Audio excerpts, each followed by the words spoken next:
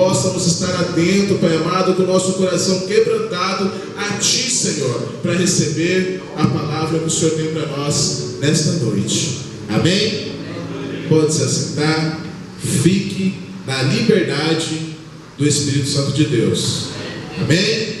E a liberdade do Espírito Santo de Deus, ela te permite que você glorifique a Ele a hora que você quiser.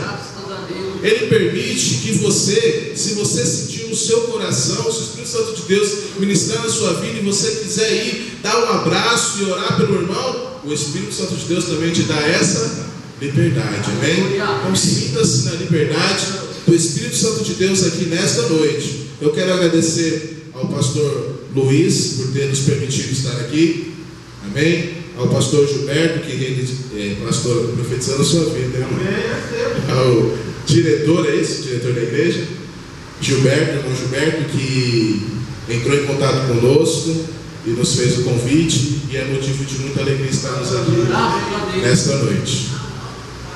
Eu me lembro que a última vez que eu vim nessa igreja eu não era nem casado. Faz tempo, hein? Vou fazer 10 anos de casado dia 29 de julho. Amém? Faz tempo, eu não era nem casado e nem namorava. Namorei 2 anos e vou fazer 10 anos de casado. Já tenho filhos, um filho na verdade, né? A mulher está grávida, vai vir mais um, para a glória de Deus. Então é motivo de alegria estarmos aqui. Vejo muitos rostinhos novos. Amém? Reconheci o irmão aqui, já bati um papo com ele ali, né? Então a gente se sente aqui em família. Amém? Nós congregamos na Igreja Adventista da Promessa de Diadema, mas nós adoramos ao mesmo Deus. O mesmo Deus que opera lá é o Deus que opera aqui. Amém, irmãos? Então vamos aqui, vocês não vieram aqui me ouvir falar essas coisas, né? Vocês estão aqui para ouvir a palavra de Deus. E, como eu disse, é uma história que todo mundo conhece, ou grande maioria conhece. E é uma história na qual eu pessoalmente me identifico muito. Gosto muito dessa história e tiro várias lições dela, lendo, relendo e pregando ela. E nesta noite eu creio que o Espírito Santo de Deus já está trabalhando no seu coração e ele vai te ensinar algo também. A gente precisa entender algumas coisas aqui, o que está sendo narrado, para ver o que Deus quer nos ensinar através da sua palavra. A Bíblia nos refere no capítulo 5, diz para nós, no capítulo 5 de 2 Reis, que Naamã, ele era chefe do exército da Síria. Então a gente já tem uma característica de Naamã, que é uma pessoa que tinha poder, porque ele era chefe do exército sírio. Ninguém é chefe de exército nenhum por acaso, amém? Hoje a gente tem um sistema muito corrupto no nosso país, que muitas pessoas que às vezes são incapazes de estar a algum cargo político, né? A gente tem visto isso aí no nosso STF, por indicação, ou, vamos dizer assim, por amor de um outro amigo, acaba se estando lá. Mas naquela época a gente vê que Naamã era poderoso porque ele estava à frente de um exército sírio. Se a gente analisar essa história, a gente vai ver que o poderio maior daquela época era o exército da Síria. Eles estavam dominando, não vou falar o mundo, né? Mas boa parte deles. Então a gente vê que Naamã é um homem poderoso. Naamã, ele tinha um exército ao seu comando. E a Bíblia refere para nós que ele era um homem de muito respeito, e por ele, o Senhor dará livramento aos sírios. E é interessante a gente atender, e fica com a tua Bíblia aberta, que nesse primeiro versículo existe 2 Senhor. Amém? Está com a sua Bíblia aberta aí? Vamos ler lá de novo? E Naamã, chefe do exército do rei da Síria, era um grande homem diante do seu Senhor, né? O rei da Síria. Aí a gente continua, nós continuamos lendo, a gente vai ver, e de muito respeito, e por ele o Senhor. Tem uma diferença os 2 senhores aí, não tem? O primeiro Senhor é com letra minúscula, se referindo ao rei da Síria. E o segundo Senhor, ele é com letra maiúscula. Então ele está referindo a Deus. E é interessante que a Bíblia fala que Deus livrou o exército sírio. Interessante isso, né? Deus livrou o exército sírio. Mas espera aí, se a gente entender aqui, a gente vai ver que o exército sírio ele perseguia o povo de Deus, que no caso o povo de Israel. E Deus que permitia ou auxiliava Naamã nas suas conquistas. Amém? Vocês estão entendendo até aqui?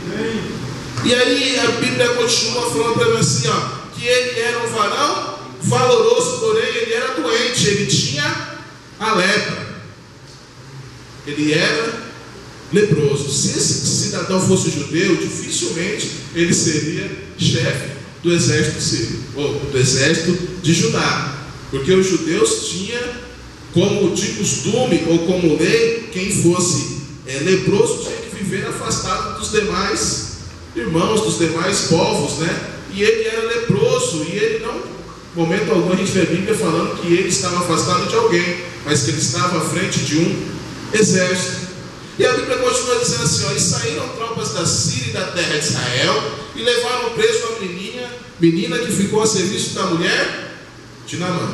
Então Naamã foi lá para Samaria, lá em Israel, o reino já estava dividido, e aí ele, como de costume, e por autorização de Deus, ele derrota o povo de Israel, e ele leva algumas pessoas escravas, algumas pessoas cativas, e com isso ele traz uma menininha.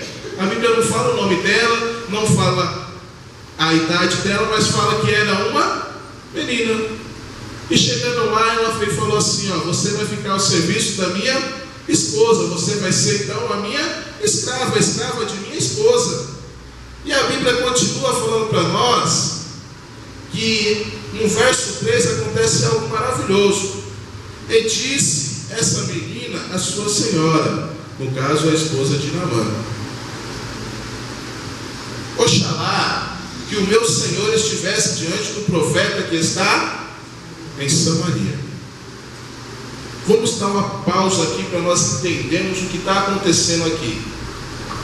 Naamã, como já foi dito, ele era poderoso e ele era comandante do exército.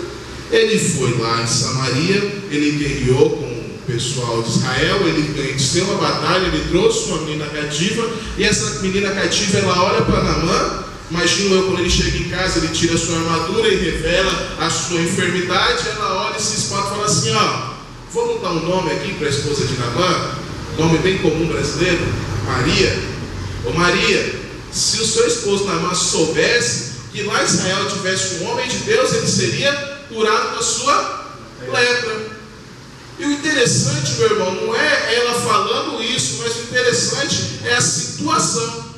Porque ela veio cativa e veio escrava. Se nós tentarmos entender, a gente vai viajar um pouquinho no tempo e tentar ver o que estava acontecendo lá em Israel, e houve uma guerra.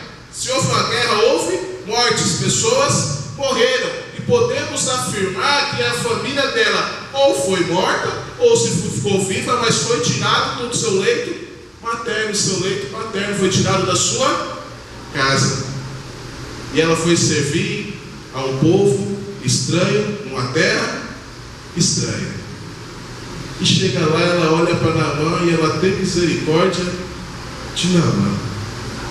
Tem misericórdia de Naamã. Se é eu, ou se somos nós, na maioria das vezes, se as pessoas nos maltratam ou nos fazem mal, e se nós sabemos que ele está passando por algum problema, como era o caso de Naamã, alguns se referiam assim, bem feito. Ninguém me mandou, ninguém mandou ir lá destruir o povo de Israel. Estou aqui, ó, cativo, longe da minha família, longe dos meus amigos, bem feito, tomara que morra. Tomara que morra, mas a atitude dela é diferente. A atitude dela é diferente, meus irmãos. Então, se hoje você quer sair daqui abençoado em nome de Jesus, a nossa atitude precisa mudar.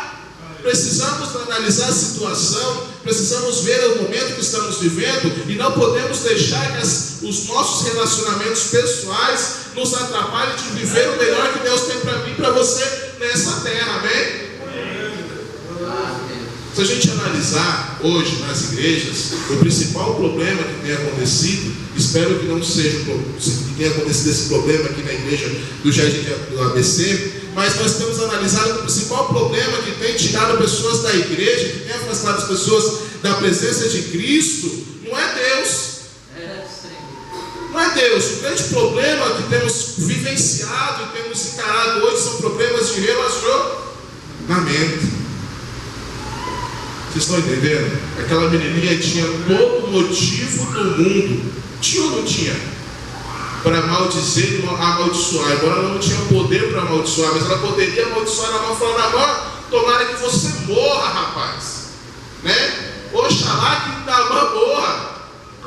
Oxalá que Naamã morra. Me tirou da minha família. Imagine você, pastor Rival. Um cara vai lá no Pernambuco, tira você lá do leito da tua mãe, traz você para servir ele aqui.